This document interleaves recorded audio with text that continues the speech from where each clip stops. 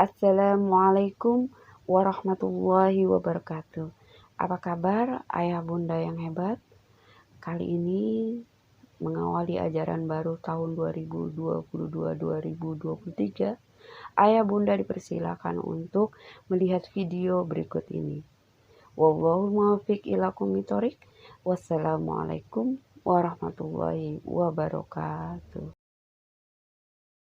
Inilah otak manusia, Allah ciptakan ditaruh di paling atas di dalam kepala ya. Kemudian otak manusia ini, otak laki-laki lebih besar dari otak perempuan ya. Ini kita tahu seperti ini ya, insya Allah. Oke. Ya, maaf. Nah, ini otak dilihat dari samping ya. Ada otak besar dan ada otak kecil ya. Kemudian kalau kita lihat dari atas, ini otak terbagi dua. Allah buat otak ini terbagi dua. Ada belahan kanan yang ini dan ini belahan kiri. Jadi ini bagian depannya yang sini. Jadi bagian depan itu yang lebih kecil, bagian belakang ini yang lebih besar karena di bawahnya ini ada otak kecil. Ya, ini luar biasa. Dan Allah membuat otak ini digulung, nampaknya kayak digulung karena ini terdiri dari sel-sel otak yang banyak kabel-kabelnya. Ya, ini dia sel otak. Ya, jadi ada sel otak diistilahkannya neuron. Ada kurang lebih 100 miliar neuron di otak kita. Satu neuron ini kabelnya panjang-panjang sekali. Ya, kalau kita umpamakan satu neuron ini adalah sebuah komputer atau laptop, berarti di otak kita ada 100 miliar laptop. Ya Allah, banyak banget. Iya benar, banyak sekali. Ada beberapa ahli bilang, enggak 100 miliar, 90 miliar. Tapi itu sama aja, itu banyak ya. Dan satu neuron ini kalau kita ibaratkan ini laptop, ini nih kabel yang mengarah ke stop kontak. Ya, kita aja satu aja ya, kabel satu aja stop kontaknya cuma satu ya. Ini udah banyak banget akson terminalnya nih. Kemudian supaya nggak koslet, makanya diselubungi dengan myelin istilahnya, dengan lemak, dengan kolesterol, agar dia tidak koslet. Kalau kita kan kabel kita diselubungi dengan plastik gitu ya. Dan ini yang di pinggir-pinggirnya, misalnya ini laptop, di pinggir-pinggirnya ini potensi untuk tersambungnya laptop satu dengan laptop lain atau laptop lain dengan koneksi yang lain-lainnya itu. Kalau laptop biasa kan cuma 5 potensinya, ini 20.000, Masya Allah. Jadi ini bisa tersambung-sambung. Ya, dan kalau kita lihat ada sambungannya, itu istilahnya koneksi neuron di sinaps, ini sambungannya. Ya, saya mohon izin ini buat ibu-ibu, buat bapak ibu yang hadir hari ini, kita banyak belajar tentang anatomi lagi ya, belajar biologi supaya kita tambah mencintai ya otak kita dan tambah mencintai sang maha pencipta otak ini, Masya Allah. Ya, jadi satu neuron ini bisa tersambung-sambung nih, dan sambungannya kayak gini gitu. Nah, jadi kalau mau disambung itu pertemuannya satu kabel ini dengan kabel satu ini, tapi dia tidak menempel secara fisik, ada celah. Nanti apa yang menyambungnya?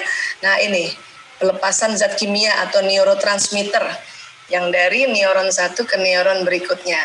Ya ini nanti yang membedakan ya. Jadi kalau kita lihat gambarannya, ini sebetulnya peristiwa kimia. Hanya karena cepat sekali terjadi peristiwa fisika juga. Terjadi sambungan neuron kayak listrik. Ya, listrik itu benar-benar listrik. Ya. Nah, jadi nanti di otak manusia itu terjadi sambungan-sambungan yang banyak sekali. Ini kita lihat dalam bentuk slow motion, ya, dalam bentuk yang lamban, sebetulnya cepet banget. Dikatakan setiap detik ada 2 juta informasi yang masuk di otak manusia, 2 juta. Baik dari penglihatan, pendengaran, ya, pendengaran yang difokuskan atau yang tidak difokuskan, yang sambil lalu, penglihatan yang difokuskan, apa yang diucapkan, apa yang dirasa, apa yang dihidu, pokoknya bayangkan 2 juta per detik ini. Dan terjadi sambungan-sambungan seperti ini. Ya, dan ini luar biasa. Pada saat kita nanti mendapat informasi, entah diucapkankah, dilihat, didengar, dirasa, dihidup dan sebagainya, itu terjadi sambungan.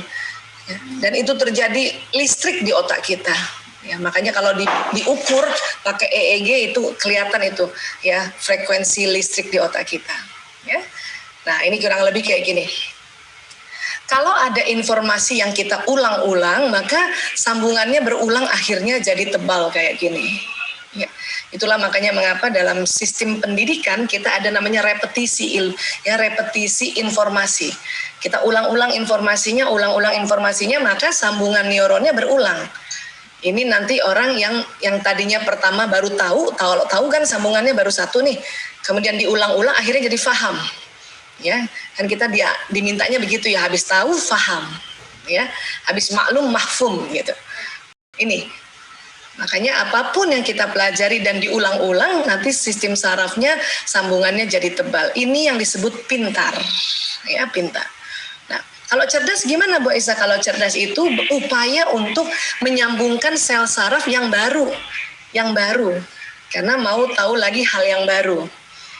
Ya, jadi kalau kita melihat hal yang baru, mendengar hal yang baru, bertemu orang baru, melihat tempat baru, ya, merasakan ya kondisi-kondisi baru, itu membuat cerdas. Akhirnya karena kepepet kita muncul kreativitas, makanya muncul kecerdasan kan gitu. Kalau hal yang biasa berulang itu jadi pintar.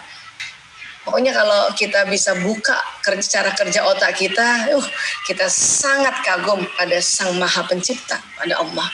Ya, nah ini. Baik, kemudian ya, jadi kalau misalnya nih di otak ya, tadi kan kita lihat ya. Nah, ini otak kita kalau kita lihat pakai functional MRI itu ada listriknya tuh. Itu ada sambungan-sambungan neuronnya. Ada yang berulang, ada yang baru gitu. Hari ini misalnya saya baru pertama lihat Mbak Ai, dengar suaranya tuh tersambung tadi neuron saya yang baru Mbak. Ya, cuman tadi saya siapa ini ya gitu. Nggak tahu kalau Mbak Ai, kalau namanya Mbak Ai udah duluan. Makanya saya tanya supaya sambungan neuron saya makin kuat.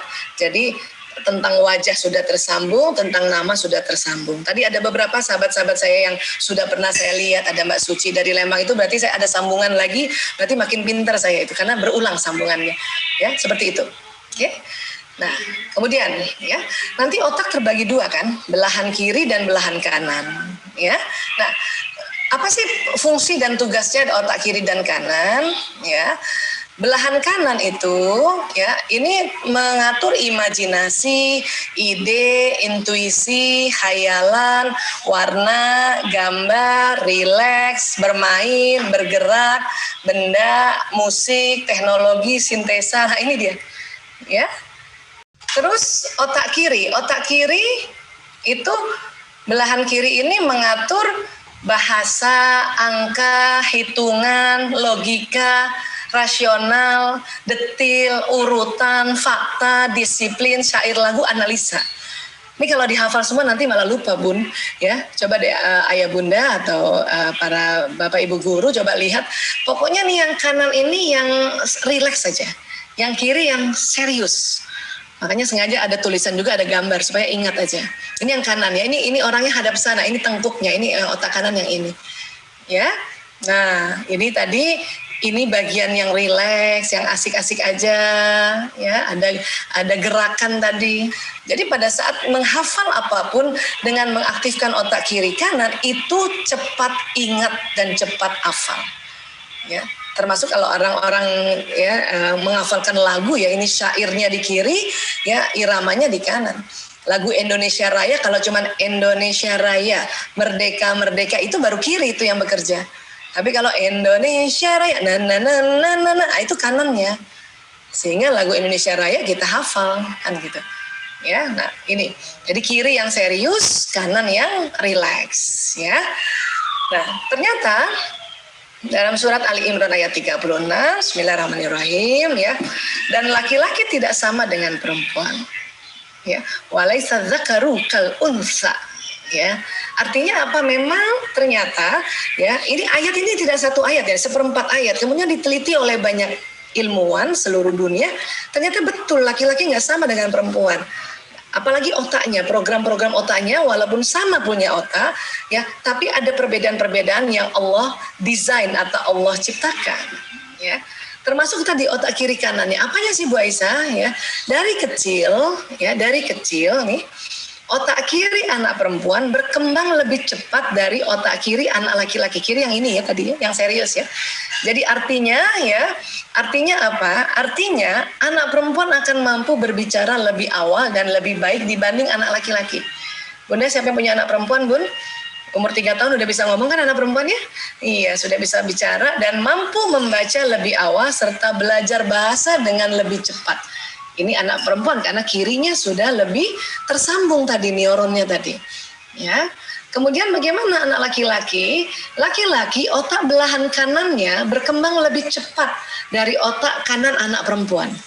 Jadi anak laki-laki otak rileksnya, otak bermainnya, otak warna, otak imajinasi, otak ide dan sebagainya, dia lebih cepat berkembangnya daripada anak perempuan. Ya, lebih cepat berkembangnya. Oke. Nah, terus otak kanan anak laki-laki berkembang dan bertumbuh lebih cepat dari kirinya. Jadi kalau anak perempuan ini ya, kita lihat dulu ya, anak perempuan itu seimbang kiri kanannya, laki-laki kanannya duluan lebih ya tersambung neuronnya tadi. Nanti kita lihat gambarnya ini ya. Ya. Kita lihat gambarnya. Jadi apa sih yang terjadi? Sambungan neuron di otaknya, bukan volumenya ya. Nah, ini. Ya, ini otak kanan, ini otak kiri. Nah, otak perempuan dari 0 hari sampai 6 tahun, itu sambungan neuron tadi yang kita lihat tadi, sambungan koneksi, itu perempuan kiri kanan seimbang. Jadi otak serius sama otak rileksnya perempuan seimbang. Laki-laki otak kanannya duluan yang dominan dibanding otak kirinya. Dia jomplang, kalau orang Betawi bilang jomplang ini. Kanannya dominan, kirinya ya masih belum lagi banyak tersambung seperti kanannya. Ya, kalau perempuan stabil, tapi kanannya perempuan kalah dengan kanannya laki-laki. Maka kalau kita mau mengajarkan membaca, berhitung atau baca Quran pada anak laki-laki, kita akan menstimulasi otak kanannya lebih dominan. Ya, lebih dominan, lebih banyak bermainnya, lebih banyak gerakannya, lebih banyak mungkin sambil dia berdiri kah atau sambil dia jalan-jalan kah dan sebagainya. Termasuk misalnya kita mau ajarkan dia membaca tulisan huruf Latin misalnya. Kalau anak perempuan pakai kertas biasa ada tulisan bola, bobo, lala bola, ya tidak pakai gambar udah bisa. Kenapa? Karena otak kirinya, otak teraturnya, otak bacanya sudah jalan. Ya, ditambah lagi kalau ada gambarnya, kanannya terstimulasi. Laki-laki karena kanannya lebih dominan, dia cuman tulisan saja nggak mempan itu anak laki-laki usia begini kalau hanya lewat tulisan. Dia harus ada warna di tulisan itu. Makanya Quran yang ada warnanya itu bagus sekali untuk menstimulasi otak baik laki-laki maupun perempuan, apalagi laki-laki. Ya, kalau tadi kita mau mengajarkan bola, maka mending beli bolanya dulu, beli bolanya, bendanya, baru tempel tulisan bola. Itu laki-laki lebih gampang mengenal huruf itu. Ya, nah ini. Kemudian apalagi umur 6 sampai 12 tahun perempuan sama kiri kanannya seimbang. Ya, laki-laki tetap kanannya, baru kirinya baru mulai. Ya, makanya dikatakan anak laki umur 6 tahun baru siap untuk belajar membaca ya dan berhitung dan juga baru siap untuk teratur, baru siap saya katakan, baru siap. Karena kanannya masih dominan. Karena memang Allah desain anak laki-laki itu dari kecil kanannya dulu nih. Ya, kanan ini adalah otak yang imajinasi, otak ide, otak intuisi, otak bergerak, otak bermain, otak benda, ya, dan otak hikmah itu kanan, sintesa namanya, ya. Nah, tentu anak laki-laki senang main, makanya tadi kalau ada sekolah banyak dilakukan permainan-permainan itu, aduh senang banget anak laki ya. Perempuan juga senang, apalagi anak laki. Ya. Kemudian 12 sampai 18 tahun perempuan tetap kiri kanannya seimbang, laki-laki masih kanannya dominan tapi kiri sudah mulai. Makanya mungkin anak SMP sudah bisa menganalisa gitu ya. Kapan anak laki-laki otak kiri kanannya seimbang? Ya, setelah nanti 18 tahun ke atas, pas dia kuliah. Antara otak kreatif dan analisanya seimbang. Perempuan dari kecil sampai kapanpun Allah buat memang seimbang. Karena perempuan dipersiapkan juga menjadi seorang ibu, menjadi seorang istri yang harus seimbang otaknya itu. Cara berpikirnya seimbang. Baik analisa maupun sintesa. Baik otak serius maupun otak rileks. Laki-laki memang kanan dulu ini. Kenapa? Ini laki-laki ternyata ya salah satu dari ya jutaan manfaat kenapa perkembangnya begini. Karena yang pasti taunya itu hanya Allah yang tahu ya. Allah alam bisawab ya. Hanya para ilmuwan itu melihat, mengobservasi, oh pantesan laki-laki kanannya duluan karena laki-laki diberikan ya tanggung jawab untuk menjemput nafkah, ya, bekerja. Dan ini atau kalau bekerja otak kanan harus bermain, ya, otak kerja dan otak yang ada banyak ide kreatif, ya, dan otak teknologi. Nah kanan teknologi itu istilahnya digital native. lahir udah digital kanan kirinya.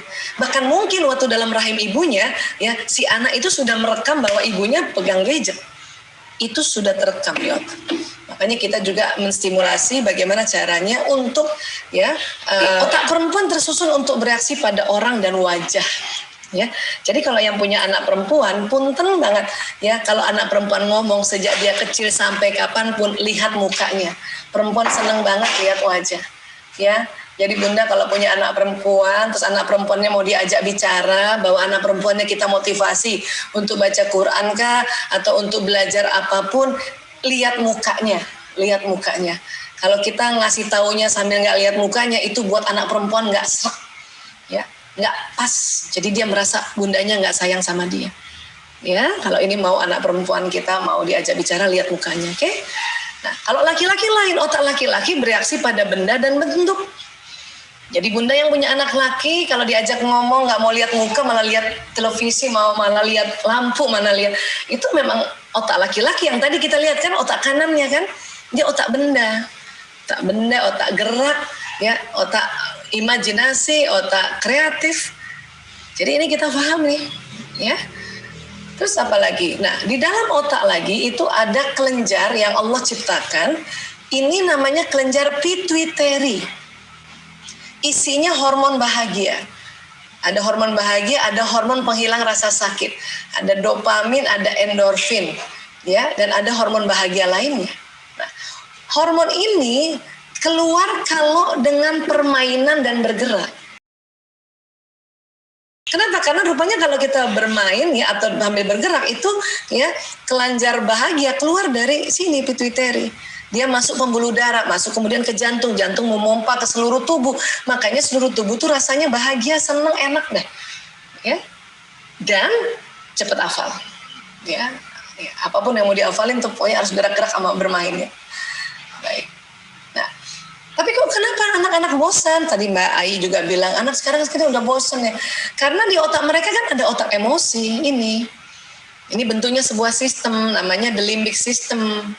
Ya, limbic system ini mengatur emosi. Ini ada pada anak, ada pada kita, ada pada guru-guru. Semua manusia ada. Bahkan dalam rahim seorang ibu, janin bekerja duluan tuh emosinya bekerja duluan. Jadi kalau bundanya lagi hamil, kemudian kesel atau marah, entah jengkel sama siapa, karena ibu hamil suka gitu kan, itu si janin ikutan itu nanti kadang-kadang kalau saking keselnya banget dia sikut itu rahim ibunya, atau tumit ibunya dia goyangkan gitu, jadi kena dinding rahim. Ya. Jadi kita harus paham ya, anak-anak pun ada otak emosi, kita juga, ustazah-ustazahnya juga, siapapun. Bahkan bukan hanya manusia, hewan golongan mamalia juga punya otak emosi, punya ini. Makanya ini sering disebut otak mamalia. Otak mamalia. Pola pikir manusia ini, ya kita diingatkan oleh Allah, terkadang kayak binatang, bahkan lebih rendah dari binatang. Itu betul. Kenapa? Karena di dalam otak ada otak emosi, ada otak mamalia. Ya. Nah ini mumpung saya cerita tentang otak mamalia, saya ingatkan buat para ayah bunda yang belum sempat anaknya diakikah, segeralah niatkan kuat, mohon rezeki pada Allah untuk anaknya diakikah. Please ya. Kenapa? Kalau dari ilmu otak, akikah itu salah satu manfaatnya dari jutaan manfaat adalah menebus sifat binatang seorang anak. Ya. Laki-laki 2 kambing, perempuan 1 kambing. Kenapa laki-laki 2 kambing, Bu Aisyah? Tadi kita belajar dari awal bahwa otak laki-laki lebih berat sedikit dibanding perempuan. Memang lebih beratnya cuma 100 gram. Kalau otak perempuan 1,5 kilo, otak laki-laki 1,6 gitu. Tapi kok 2 kambing? Ya kan nggak ada kambing 1/4 bisa kita potong kan? Jadi perlambangannya 2 kambing, itu perlambangan dari otak laki-laki, otak emosinya lebih berat, lebih besar. Ya. Bu Aisyah, kambing bisa nggak diganti sama ayam? Nggak bisa. Karena ini otak mamalia. Ya, ayam bukan mamalia. Ayam tuh masuk di unggas kan? Iya. Jadi pergilah ya, niatkan untuk akikah anak-anak. Kenapa sih Bu Aisyah tekankan ini? Saya sejak tahun 98 urus narkoba, Bu.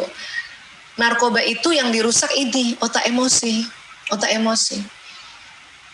Tapi ada anak pecandu narkoba juga, ya setelah pakai narkoba kan memang jelas otak emosi yang rusak nih. Tapi ada yang lebih rusak lagi, lebih parah rusaknya. Udah umur 30 tahun, udah umur 30 tahun, sifatnya kayak binatang. Dan pada saat saya konsultasi, saya tanya sama orang tuanya, Pak, Bu, udah diakikah belum anaknya? Dia bilang, belum Bu Aisyah. Dalam hati saya apa? Pantesan. Ya, makanya saya bilang Bapak Ibu, di otak anak ibu tuh ada otak emosi, otak mamalia. Coba ya niatkan dan mohon doa lapang rezeki untuk akikah. Kambing itu adalah binatang mamalia dan harganya stabil memang. Ya, luar biasa ya yang dipilih kambing, Masya Allah. Ya, jadi segeralah yang sudah akikah, alhamdulillah. Ya, baik. Nah, limbic system tuh kayak apa sih Bu Aisyah? Kayak gini nih sistemnya. Dia ada di tengah otak. Laki-laki ada, perempuan ada. Semua manusia ada. Bahkan tadi hewan golongan mamalia. Kalau Bunda seneng apa tuh? Seneng pelihara kucing. Ya kucing juga ada otak emosinya. Ya. Nah selain otak emosi ada juga namanya batang otak ini. Batang otak ini kalau tegang dia ada dua responnya, fight or flight, serang atau kabur. Jadi kalau anak-anak batang otaknya tegang menghadapi orang tua atau kita orang tua tegang menghadapi pandemi, maka batang otaknya ya itu kerjanya tuh selalu pengen nyerang aja atau mau kabur aja, pengen marah aja, pengen gemes aja atau langsung ngambekan. Nah itu bisa terjadi pada kita. Karena batang otak ini sesungguhnya Allah ciptakan untuk, ini batang otak ya, untuk melindungi manusia dari serangan luar. Misalnya dari binatang buas, dari rampok, dari tiba-tiba gempa, tiba-tiba tsunami. Ini bekerja nih. Pada saat batang otak bekerja, itu cuma dua saja. Supaya tubuh ini bereaksinya cuma dua, nggak usah banyak-banyak mikir. Ya, fight or flight, serang atau kabur. Nah, gitu. Kalau kita dikejar anjing kan kita hush, itu namanya batang otak lagi tegang tuh, kita menyerang dia, fight ya, hush, atau kita lempar batu, ya kita nggak ingat lagi bahwa ini anjing makhluk hidup juga. Kenapa? Karena yang bekerja hanya ini, ilmu tentang bahwa anjing ini makhluk hidup harus disayangi itu ada di depan sini. Tapi kalau darurat batang otak yang bekerja ini nggak bekerja nih. Ya. Sama pas dicopet pasti kita kalau nggak serang atau kabur kita nggak ingat kalau oh barangkali copet ini kasihan anaknya belum makan, nggak ingat itu. Untuk sementara diblokir ilmu-ilmu kita di sini. Paham ya? Nah pandemi karena kita melawan virus atau kita berhadapan dengan virus corona yang nggak kelihatan, maka di dalam rumah pun otak kita ini tegang otak kita. Kenapa Bu Aisyah? Ya karena kita nggak lihat itu virus. Bahkan sekarang ada istilahnya klaster keluarga, ya mungkin ada salah satu keluarga kenanya di luar ya, pas masuk di dalam rumah ya terjadi penularan di rumah. Makanya kita tegang terus sekarang, 9 bulan kita tegang. Jadi nggak heran sekarang anak lagi belajar online di rumah atau orang tua juga sedang bekerja dari rumah, sama-sama tegang, anak pun tegang. Apalagi anak yang wataknya ekstrovert, yang lebih senang belajar sama teman-temannya. Karena buat anak ekstrovert belajar di luar rumah, di tempat ramai itu masuk ilmunya ke sini. Tapi anak yang introvert yang memang senangnya di kamar, senangnya di rumah, itu senang belajar online. Ya, jadi harus paham juga tentang watak anak-anak, oke? Karena ilmu ini akan ada di sini nih. Ya, ilmu, nasihat, informasi. Lewat mana Bu Aisyah? Lewat mata, lewat telinga, lewat mulut, lewat gerakan, lewat penghidup. Jalan, tapi masuk sini dulu, masuk batang otak dulu, masuk otak mamalia dulu, baru masuk ke sini. Orang siapapun belajar kalau batang otaknya tegang, itu ilmunya cuma sampai di sini, nggak bisa masuk ke sini. Memangnya kalau ilmu masuk di batang otak, apa yang terjadi Bu Aisyah? Yang diingat cuma 1 kali 24 jam. Ya, yang diingat itu 1 kali 24 jam itu. Habis itu nggak ingat. Makanya kalau kita mau belajar, rileks aja Bunda. Tarik nafas dulu, rileks, istighfar, baca doa, supaya batang otak rileks. Ya. Nah, bagaimana dengan otak mamalia? Apa sih isinya ini? Ya. Isinya itu ada jenis emosi. Ya. Ini ada emosi dasar, emosi senang, sedih, takut, marah. Pada anak-anak dari kecil sebelum dia balik itu emosi dasarnya 4 jenis. Sama seperti kucing ya atau binatang mamalia, emosi dasarnya 4 jenis. Makanya kucing pernah senang, pernah sedih, pernah takut, pernah marah gitu. Ya, atau sapi, pernah lihat sapi senang, sapi sedih. Itu kalau sapi mau dipotong tuh mukanya sedih banget. Ya takut, bahkan ada yang marah, makanya ya dia ceruduk orang-orang. Karena sapi juga itu mamalia, kambing juga begitu. Ya, nah, ini ada pada anak-anak kita nih. Jadi kalau anak bilang, Bunda saya capek, saya bosan, itu berarti batang otaknya tegang dan otak emosinya juga tegang. Tegang dia. Ya, apapun, mungkin dia hafal Quran juga kadang-kadang ada anak yang capek karena tegang mungkin. Ya, mungkin sekarang didampingi oleh ibunya tegang juga, ikut tegang sama-sama. Terus apa yang terjadi kalau anak capek dan bosan? Ya, mereka sebetulnya hanya ingin ya meminta orang tua untuk memahami bahwa dia capek dan bosan. Itu aja sebetulnya, Bun. Ya, ini buat para bunda terutama ya. Nggak perlu juga kita telepon gurunya, telepon ustadz-ustazanya untuk tegur mereka supaya ngajarnya yang benar, nggak perlu juga. Kenapa? Karena anak tambah malu kalau kita telepon gurunya dan kita bilang, kata anak saya nih si ini ya ibu guru ngajarnya nggak enak, itu dia malu tuh. Nggak usah lah, mereka hanya ingin orang tua ngerti bahwa dia capek dan bosan. Ya, jadi kalau anak bilang, Bunda aku bosan, ya, Bunda aku capek, Bunda aku nggak ngerti, ya, Bunda aku kesel, ya, Bunda aku lapar, apalagi anak laki nih. Ya, ini kita harus ngerti aja, nggak bisa juga ditampik. Kenapa? Karena itu memang secara fitrah ada di otaknya dia. Difahami dulu, baru nanti diajarkan mengatasinya. Ya. Banyak orang tidak memahaminya. Kalau tidak diterima dan tidak memahami, gimana cara mengatasinya? Ya. Terkadang bukan anak yang begini, kita yang begini orang tua. Ya. Jadi bolehkah orang tua capek atau anak capek dan bosan? Ya. Capek, Sebetulnya kalau secara ilmu otak dan kita lihat itu ada emosi-emosi yang ada negatif dan positif, berarti sebetulnya boleh capek dan bosan, boleh. Kalau dibilang boleh. Nanti setelah boleh kita cari bagaimana ya supaya merubahnya menjadi emosi yang positif. Tadi itu anak-anak 4 ya, sedih, marah, takut dan senang. Nah, kalau orang dewasa itu jauh lebih variasi, nggak cuma 4 lagi nih, ada 10. Ini kita nih. Dan ini ada semua di otak kita, nggak bisa hilang. Makanya nggak heran kadang kita sedih, kadang kita takut, bahkan kadang apati. Apati apa sih Bu Aisyah? Ini rasa putus asa, nggak ada gunanya saya jadi ibu, nggak gunanya saya jadi istri, itu berarti apati. Dan ini rendah sekali. Kalau ilmu emosi digabungkan dengan ilmu hawa nafs, inilah tadi lawama, ini yang di bawah banget. Apati, sedih, takut. Amarah itu yang di tengah ini, rakus, marah, sombong, ini amarah ini.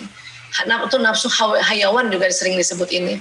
Tapi nafsu juga termasuk emosi juga, nggak cuma negatif saja, ada yang positif. Dan nafsu juga ada yang positif, yaitu mutmainnah. Dan inilah mutmainnah, mulai dari semangat, ya, menerima, damai dan pencerahan, ya ini dia. Ya, memangnya kenapa Bu Aisyah kalau kita berada di level mutmainnah banyak untungnya, atau kalau bahasa kita banyak pahalanya? Keuntungan pertama saja adalah kita bisa orangnya ya masuk ke zona ikhlas. Itu keuntungan pertama. Keuntungan kedua, imunitas naik kalau dari sisi kesehatan ya. Vitalitas juga naik. Jadi kita kerja bisa lebih banyak yang kita kerja kalau kita ada di sini. Dan ini ada semua di otak kita. Dan dia bisa setelah naik turun lagi. Ya. Ini wajar, ini lazim. Yang penting pada saat kita turun cepat-cepat naik ke atas. Kenapa Bu Aisyah harus cepat-cepat naik ke atas? Supaya kita tidak jatuh berlama-lama di lawama dan amarah. Kenapa? Banyak kerugiannya kalau kita lawama dan amarah. Anak-anak juga kita ajarkan tentang level emosi ini. Hanya kalau dia belum balik ya sudah 4 tadi. Sedih, takut, marah, dan senang. Kalau dia lagi sedih, ya fahami, iya nak, Bunda ngerti kamu sedih, iya nak, Bunda ngerti kamu capek, iya nak, Bunda juga kalau jadi kamu bosen nak. Itu yang kepengen oleh anak-anak, difahami emosinya ini. Nah, setelah itu baru bantu dia naik ke atas. Caranya gimana Bu Aisyah? Nanti ada beberapa cara kita belajar ya. Bahaya apa lagi sih kalau kita selalu terus di bawah? Ini Bun, depresi. Kita aja bisa depresi, apalagi ibu-ibu perempuan cepet banget depresi. Kita kalau udah sedih berkepanjangan, berminggu-minggu bisa merasa apati, nggak berguna. Rasa apati nggak berguna, berminggu-minggu bisa depresi. Apa sih depresi itu Bu Aisyah? Ada keinginan mencelakakan diri sendiri. Bentur-benturin kepala di tembok, atau ambil pisau, kita gores-gores tangan. Ya, atau ada ide, percuma saya hidup, lebih baik saya mati. Ya, itu namanya depresi Bu. Ini kalau udah depresi itu ibu nggak bisa tolong sendiri, harus bawa ke profesional, harus bawa ke dokter psikiater ya. Lebih khususnya lagi, dokter umum masih bisa, dokter psikiater lebih khususnya lagi. Ini bahaya nih. Tahu-tahu gantung diri ibu, ya, tahu-tahu loncat dari atas. Dan bukan hanya orang dewasa, anak-anak juga, walaupun 4 emosinya tadi, dia bisa masuk ke depresi juga. Nah kalau sudah akil balik kan remaja, nah ini kan emosi pada remaja juga ini, remaja makanya bisa juga depresi. Ya. Gara-gara online ada beberapa kasus ya, memang tidak banyak tapi ini juga perlu menjadi perhatian. Ada beberapa kasus anak-anak depresi, bunuh diri. Hanya gara-gara tugasnya kebanyakan ya, tapi gurunya nggak bisa dihubungi karena memang sinyal nggak ada, tempatnya jauh, kadang-kadang gitu. Atau gurunya sudah dikasih tahu, guru menganggap bohong aja, itu bisa bikin anak depresi. Atau orang tua yang ya menekan anak sehingga anak depresi. Hati-hati banget, nauzubillah min dzalik. Ya, makanya. Oke. Jadi apa cara gampang naik ke atas? Tarik nafas panjang. Ini cara umum, cara sangat umum. Makanya banyak sekali teknik-teknik bernafas. Nafas pendek, nafas dalam, nafas dada, nafas perut dan sebagainya. Ya. Namun kita keluarga muslim ya, salah satu diajarkan kita adalah disuruh apa? Istighfar. Saya senang sekali kalau cerita atau jelaskan tentang istighfar. Ya, kenapa senang ya? Karena ini sudah terbiasa kita kan istighfar. Hanya kadang kita suka lupa atau tidak tahu bahwa istighfar itu luar biasa fadilahnya. Banyak sekali fadilah istighfar ada di Quran dan di hadis. Saya ambil satu saja ini. Dari Rasulullah SAW bersabda, siapa saja rutin membaca istighfar, maka Allah akan memberikan solusi atas setiap kesulitannya, penyelesaian bagi setiap permasalahannya, dan dia akan memberinya rezeki dari jalan tak terduga. Ya. Jadi kalau kita anggap kondisi sekarang sulit, anak-anak sulit, ya, kemudian ngapa-ngapain sulit, kita rutin aja baca istighfar, perbanyak baca istighfar. Allah memberi solusi insya Allah. Ya. Kalau kita anggap kondisi sekarang masalah, perbanyak istighfar, astagfirullahaladzim. Rutin itu bukan cuma tiap hari ya. Rutin pagi, siang, malam. Ya, pagi, siang, sore, malam. Bahkan sambil kita duduk pun itu kita istighfar. Dia sedang bermain juga itu belajar. Ya, bermain apapun, bermain bersama saudaranya belajar. Bahkan sedang bertengkar sama saudaranya, itu anak sedang belajar. Belajar apa? Belajar bagaimana memecahkan masalah. Udah ibu istighfar aja dari jauh kalau lihat anak berantem, astagfirullahaladzim. Kenapa? Allah memberi rezeki. Dari mana saja, termasuk rezeki ilmunya. Termasuk juga rezeki harta. Kalau bunda buka dompet cuma 1 lembar uang ya istighfar. Ya. Untung sudah terbiasa bukan? Astagfirullahaladzim. Terus aja istighfar, astagfirullahaladzim. Dan yakinkan diri kita bahwa Allah memberi rezeki dari jalan tak terduga. Istighfar. Nanti kalau istighfar sudah dilafazkan, nah barulah kita tingkat tempat yang lain lagi, ya. Coba nak doa nak Robbi zidni ilman warzuqni fahman gitu. Tapi istighfar dulu. Karena seperti biasa kalau tegang otak kita ilmu itu terblokir sementara. Dan istighfar karena sudah dari kecil maka insya Allah dia otomatis astagfirullahaladzim. Ya. Anak-anak juga ingat dia juga punya sistem saraf bunda. Maka apa yang bunda kasih tahu itu jalan. Apa yang bunda perlihatkan perilaku kita itu juga jalan pesannya. Kita suruh anak sholat, tapi bundanya belum sholat. Itu juga antara telinga dengan mata itu nggak sinkron. Ya, ini kita lihat nih. Laki-laki sehari antara 2.000-4.000 kata, 1.000-2.000 bunyi vokal, 2.000 sampai 3.000 gerakan tubuh. Komunikasi laki-laki 7.000. Coba kita lihat perempuan. 20.000 bun. Kita tuh 20.000, terdiri dari 6.000 sampai 8.000 kata, 2.000 sampai 3.000 bunyi vokal, 8.000 sampai 10.000. Beda banget dengan laki-laki. Apalagi bunda yang punya suami pendiam, pemikir. Itu yang 5.000 loh bun. Bu Aisyah kok suami saya senang ngomong, itu yang 9.000. Tapi kita 20.000. Bu Isa saya kayaknya perempuan yang pendiam, itu yang 16.000. Kalau kayak saya yang pembicara kayak gini bisa 24.000, tapi rata-rata ini 20.000. Dan ada penelitian gini, wanita bila dalam sehari komunikasi kurang dari 16.000 kata, ya maka tidur malamnya nggak nyenyak, Bu. Itulah makanya ya biarkan ngomong. Anak-anak juga begitu, apalagi sudah akil balik, udah remaja. Dia kesel biarin ngomong. Dan ingat anak perempuan, lihat mukanya. Ya, jangan kasih nasihat terus sampai diusap-usap punggungnya. Kalau perlu dipeluk, bunda, ya. Atau kadang-kadang anak perempuan gini, bunda, aku minta peluk, udah peluk aja. Nggak usah macam-macam. Saya biasanya kalau peluk anak perempuan saya bacain salawat di kupingnya, ya. Atau kalau misalnya dia mau ujian, ya Allah, saya bilang ya Allah, mohon ya Allah anakku, sebut namanya Aisyah Rahmina Herliza Ragil Sismadi binti Prianto Sismadi, tambahkan ilmu, tinggikan kecerdasan. Itu dibisikkan di telinganya. Udah kelas 1 SMA, kelas 10 aja seneng banget ya gitu kan.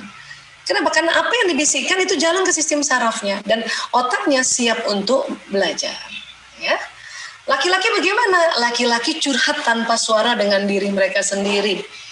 Jadi ketika seorang laki-laki duduk sambil menatap sesuatu, sebuah alat scan otak memperlihatkan bahwa laki-laki itu sedang berkomunikasi dengan diri mereka sendiri di dalam kepalanya dan tidak suka diganggu. Kalau lihat anak laki-laki remaja atau jangan kan remaja, anak laki-laki yang masih kecil aja, dia diam bengong, itu lagi mikirin masalahnya. Kenapa nak? Capek ya? Iya bun. Udah. Kalau mau minum di sini ya nak. Karena anak laki-laki itu harus dia disiapin makan minum. Saya dulu salah, saya punya anak 4 laki-laki, dia lagi bengong gini, kenapa Prio? Capek ya? Iya. Kenapa sih nak? Boya cerita sama ibu kan ibumu. Itu anak laki-laki gak suka digituin. Juga bapaknya. Kalau ayahnya lagi kayak gini, mukanya udah cuman bilang, ayah capek ya? Iya, oh mau minum apa? Mending tanya gitu. Gak usah sok-sokan merasa, ya kenapa sih Boya cerita sama saya kan istrimu, ibu dari 5 anakmu, ya belahan jiwamu, gak usah. Ya, suami saya kalau udah saya desek-desek untuk cerita dia begini tangannya. Tuh berarti udah tahu tuh, nggak mau diajak ngomong. Jadi sabar aja bun.